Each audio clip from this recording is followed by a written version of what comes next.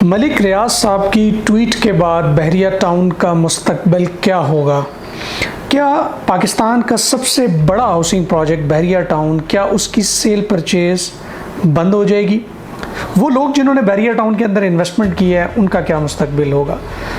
पाकिस्तान के सबसे बड़े प्रॉपर्टी टाइकून जिन्होंने लोगों को रहने का ढंग सिखाया है, क्या उस शख्स के साथ ये सलूक मुनासिब है? क्या बहरिया टाउन की के साथ सलूक किया जा रहा है, इससे पाकिस्तान की जो रियल स्टेट इंडस्ट्री है वो मुतासिर होगी?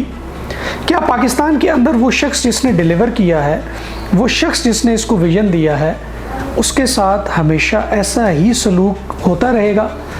पाकिस्तान के बड़े बड़े एंकर्स ये कह रहे हैं कि वो दुबई में ग्राउंड ब्रेकिंग सेरेमनीज कर रहे हैं, वहाँ के लिए पैसा है, तो फिर पाकिस्तान के अंदर बहरिया टाउन में मुलाजमीन को देने के लिए पैसा क्यों नहीं है? आज की वीडियो पे इन तमाम सवालात पर हम तफसीली बात करेंगे। बिस्मिल्लाहिर्रहमानिर्रहीम जी, मेरा नाम आतिफ रियाज शाहिद है और आप तमाम दोस्तों को एक मरतबा फिर अपने यूट्यूब चैनल पे खुशामदीद कहता हूँ। बहुत ही तकलीफ़ दे और बहुत ही अफसोसनाक खबर जो है वो कल हमारी नज़र से गुज़री, जब मलिक रियाज साहब ने एक दुख भरा ट्वीट जो है वो अपने अवामुन नास के साथ शेयर किया और उसके अंदर उन्होंने कहा कि मैं जो बहरिया टाउन की सर्विसेज हैं उनको मुअत्तल कर रहा हूँ। मेरी बड़ी कोशिश थी कि निज़ाम चलता, बट अनफॉर्चुनेट सीन है कि जिस तरीके से हमारे साथ सलूक किया जा रहा है, जिस तरीके से हमारे जो एम्प्लॉयज़ हैं उनको गिरफ़्तार किया जा रहा है और जिस तरीके से हमें तंग किया जा रहा है, हमारे लिए अब पॉसिबल नहीं रह गया कि हम जो है वो यहाँ से ऑनवर्ड जो है वो इस सर्विसेज को जारी रख सकेंगे। सो हम इसको शट डाउन करते हैं, जो बहरिया टाउन की सर्विसेज हैं। अब ये बड़ी तकलीफ़ दे खबर है। डेफिनेटली उनके साथ जो मुज़ाकरात हैं वो गवर्नमेंट के जो इदारे हैं उनकी और उनके साथ जो मामलात हैं वो काफ़ी टाइम से चल रहे थे और इसके ऊपर कुछ हल निकालने की कोशिश की जा रही थी, बट अनफॉर्चुनेट सीन है कि वो किसी भी किस्म का उसका हल नहीं निकल सका और आखिर में उन तमाम सर्विसेज को मुअत्तल किया गया और बिल आखिर ये ट्वीट कर दी गई। अब जो इम्पैक्ट है, सबसे बड़ी इम्पॉर्टेंट चीज़ है कि इम्पैक्ट जो है वो मलिक रियाज साहब की ट्वीट का क्या होगा। सबसे बड़ा इम्पैक्ट रियल स्टेट इंडस्ट्री के ऊपर होगा। अगर मामलात को हल किया जाता, अगर कोई रास्ता निकाला जाता, अगर इसको अपनी अना का मसला ना बनाया जाता, तो मेरे ख्याल के मुताबिक इसका कोई ना कोई सलूशन निकाला जा सकता था और उस सलूशन को निकालने का अल्टीमेटली बेनिफिट किसको होता? आपको होता, मुझे होता और वो लाखों लोग जो इस हाउसिंग स्कीम के अंदर रहते हैं उनको होता। वो एम्प्लॉयज़ जिनका बहरिया टाउन की वजह से रोज़गार लगा हुआ है उनको फ़ायदा होता। लेकिन सर ये बात ये है कि ये फ़ायदा आपका और मेरा था, जो मंजूर नज़र लोग हैं उनका नहीं था। और जब तक उनके फ़ायदे की रही है तब तक उनको मलिक रियाज के साथ और मलिक रियाज को उनके साथ कोई प्रॉब्लम नहीं रहा और तमाम चीज़ें जो है वो स्मूथ चल रही थी। आज जब वो दरार पड़ी तो आज मलिक रियाज साहब के अंदर बेशुमार बुराइयां निकल कर आ गई। हालांकि ये वो शख्स है जिसने पाकिस्तान के लोगों को रहने का ढंग सिखाया है। ये वो शख्स है जिसने पाकिस्तान से बाहर जितने ओवरसीज पाकिस्तानी हैं उनकी इन्वेस्टमेंट पाकिस्तान में लेके आया है। ये शख्स इस मुल्क का मोहसिन है। इस शख्स ने ओवरसीज पाकिस्तानियों को वजह दी है कि आप इस मुल्क में आके रहें और वो लाइफस्टाइल जो आप फॉरेन में एंजॉय करते हैं, जो यूरोप में एंजॉय करते हैं, जो दुबई में एंजॉय करते हैं, वो वाला लाइफस्टाइल आप पाकिस्तान के अंदर एंजॉय करें। और आपके तमाम बड़े सियासतदान और आपके तमाम फौजी जर्नैल इन्हीं हाउसिंग सोसाइटीज़ के अंदर रहते हैं। तो ये एक तकलीफ दे बात है कि वो शख्स जो इतना बड़ा विजन लेकर आया, जिसने इतना पाकिस्तान के अंदर डिलीवर किया, जिसने ओवरसीज़ की इन्वेस्टमेंट पाकिस्तान में लेकर आए, और यही ओवरसीज़ जो है वो जब यहाँ पे रहते हैं तो उनका ये कहना होता है कि हमें इन हाउसिंग सोसाइटीज़ के अंदर रहते हुए लगता नहीं है कि हम बाहर के मुल्क में या पाकिस्तान में। तो आपसे मैं पूछना चाहूँगा कि क्या उस शख्स के साथ ये सलूक मुनासिब है? और अल्टीमेटली कुछ लोगों की ज़िद और कुछ लोगों की अना की भीत जो है वो आम आदमी चढ़ेगा। वो 20 लाख से ज़ायद लोग जो इस हाउसिंग सोसाइटीज़ के अंदर रहते हैं वो मुतासिर होंगे, जिनका रिस्क यहाँ से लिखा है वो मुतासिर होंगे। अब बात कर लेते हैं इस मुल्क की रियल एस्टेट इंडस्ट्री की। देखें, एक वो शख्स जिसने पूरे पाकिस्तान के अंदर हाउसिंग सोसाइटी का कॉन्सेप्ट दिया और मॉडर्न हाउसिंग सोसाइटी का कॉन्सेप्ट दिया, और वो शख्स जब इस मुल्क के अंदर डिलीवर कर रहा था तो बहुत सारी हाउसिंग सोसाइटी जो आप अपने राइट लेफ्ट पे देखते हैं ये उसको देखकर बनी है। तो वो लोग जिन सोसाइटीज़ ने बैरिया टाउन को देख के इसकी तर्ज के ऊपर सोसाइटियां खड़ी की हैं, जब वो अपनी सोसाइटी की बुनियाद रखने लगते हैं तो वो बैरिया टाउन का विजिट करते हैं। तो अब ये कहना कि आप इस शख्स को माइनस करके पाकिस्तान की रियल एस्टेट की इंडस्ट्री को चला पाएंगे, तो मैं ज़ाती तौर पे मेरी ये राय है कि ऐसा होता हुआ दिखता नहीं है। ये बहुत मुश्किल चीज़ है कि ऐसी सिचुएशन के अंदर, ऐसे मामलात के अंदर आप मलिक रियाज साहब को माइनस करके पाकिस्तान की रियल एस्टेट इंडस्ट्री को चला पाएंगे।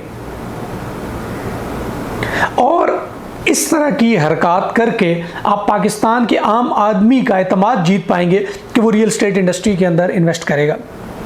आप उस ओवरसीज़ का एतमाद बहाल कर पाएंगे जो बाहर से पाकिस्तान में पैसे भेजता है और यहाँ पर इन्वेस्ट करता है, आप उसका भी एतमाद खो देंगे।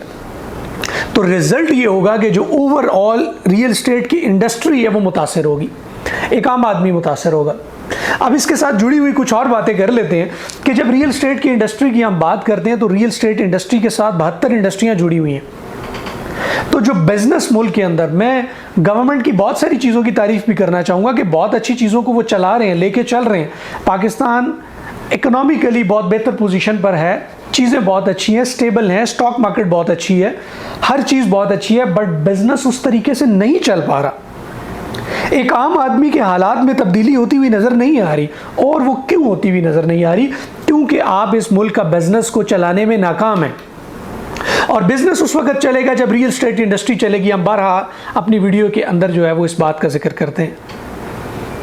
तो जब तक आप इस इंडस्ट्री को पनपने नहीं देंगे, तो देखें, आप खुदा रहा इस मुल्क के फैसले जो लोग करते हैं, आप उस बारे में ज़रा थोड़ा सा ख्याल करें कि आपकी वजह से करोड़ों लोग मुतासर होने जा रहे हैं। तो लिहाजा मैं अपील करना चाहूँगा कि जो भी कंसर्न लोग हैं वो प्लीज़ इस तरह की जो लड़ाई है, मलिक रियाज साहब को कोई नुकसान नहीं है, वो दुबई में जो है वो सरमनीज़ कर रहे हैं, इफ्तिताह कर रहे हैं, अपने प्रोजेक्ट्स की जो है वो लॉन्चिंग कर रहे हैं, तमाम चीज़ें उनकी चल रही हैं, कोई चीज़ रुकी हुई नहीं है। और जो ज़िद करके बैठे हैं उनको भी कोई नुकसान को फ़ायदा नज़र आता वो मुझे नज़र नहीं आ रहा। लेकिन आम आदमी, जो मेरे जैसा आदमी है, जो आप जैसा आदमी है, जिसकी इन्वेस्टमेंट बैरिया टाउन में, मैक्सिमम लोगों की इन्वेस्टमेंट बैरिया टाउन के अंदर, जो लोग यहाँ पे रह रहे हैं वो तमाम लोग मुतासिर हों। लिहाजा आप इसको अना का वो मसला मत बनाएं और कोशिश करें कि इसका वो हल निकालें ताकि वो करोड़ों लोग जो है वो इससे फैज़ याब हो सके। और दूसरी चीज़ मैं ये कहना चाहूँगा कि जब आप इस तरह के काम करेंगे, देखिए, आप जो गवर्नमेंट चला रहे हैं, गवर्नमेंट के इदारे इस वक्त इतनी अच्छी चीज़ें कर रहे हैं कि दिल खुश होता है, मगर ऐसी चीज़ें फिर आपसे मुतनफ़िर होने पे मजबूर करती हैं और फिर से जो है वो आप वो चीज़ें करने जा रहे हैं कि आपकी तमाम अच्छाई और अच्छी चीज़ें साइड पर हो जाएंगी। तो खुदा रहा ऐसा मत करें, इस मुल्क के बिज़नेस को चलने दें। लोगों का ब्रेड एंड बटर लगा हुआ है और प्लीज़ वो उनको कर लेने दें। आपके इस तरह के इक़दामात से मुल्क का बिज़नेस चल पड़ेगा और अगर आप ये बिज़नेस चलाने में कामयाब होंगे तो यकीन जानें कि आपकी बाकी तमाम चीज़ें बहुत बेहतरीन हैं। मैं आपको अप्रिशिएट कर रहा हूँ कि जो कुछ पिछले 3 सालों में इस मुल्क में डेवलपमेंट के मद में हुआ है वो बहुत बेहतरीन है। गवर्नमेंट की कारकर्दगी बहुत बेहतरीन है। एडमिनिस्ट्रेटिवली अगर मैं देखूं तो बहुत सारी चीज़ें बहुत मुनज़्ज़म अंदाज में की गई हैं, बड़े बड़े प्रोजेक्ट स्टार्ट किए गए हैं और उनको कंप्लीट किया गया। That is wonderful.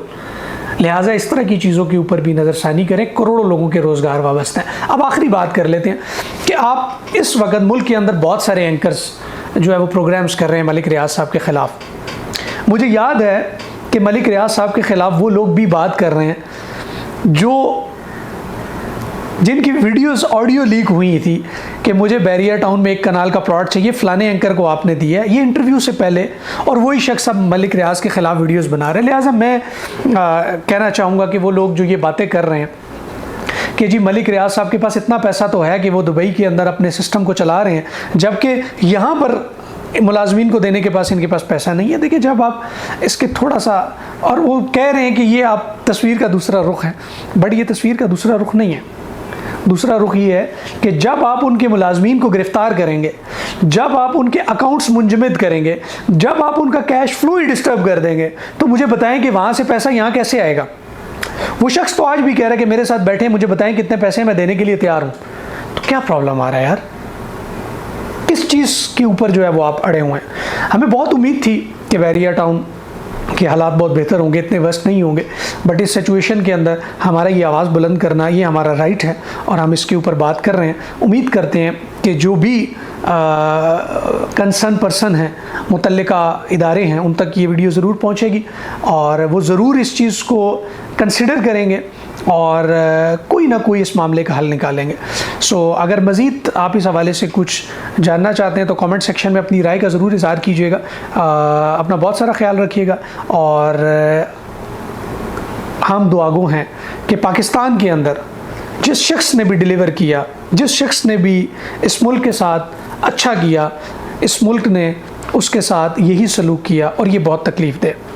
उम्मीद करते हैं चीज़ें बेहतरी की तरफ जाएंगी। अपना बहुत सारा ख्याल रखिएगा और नेक्स्ट किसी वीडियो तक इजाज़त दें। अल्लाह हाफ़िज़।